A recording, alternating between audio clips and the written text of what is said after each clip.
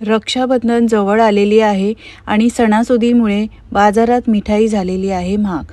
तर कोणतेही ड्रायफ्रूट्सचा वापर न करता तुमच्या लाडक्या भावासाठी बनवा घरच्या साहित्यापासून फक्त 15 मिनिटात तयार होणारी हटके मिठाई। काजू कतलीला टक्कर देणारी आज मी शेंगदाण्याची कतली बनवते आणि ही कतली बनवण्यासाठी इथे मी कुकवेलचा बुलेट मिक्सर ब्लेंडर ग्राइंडरचा वापर केलेला आहे।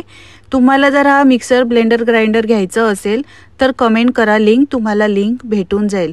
ड्रायफ्रूट्सचा वापर न करता खूप कमी साहित्यामध्ये मी ही शेंगदाणा कतली बनवली आहे। तुम्हालाही या वर्षी भावासाठी काहीतरी वेगळं करायचं असेल तर ही खास शेंगदाण्याची कतली बनवून बघा। खायला अप्रतिम लागते, एकदम मऊ बनते। शिवाय ही थोडी हटके रेसिपी असल्यामुळे तुमच्या भावाला या रक्षाबंधनला ही मिठाई नक्कीच आवडेल। करून पहा। रेसिपी आवडली असेल तर लाईक करा आणि शेअर करा।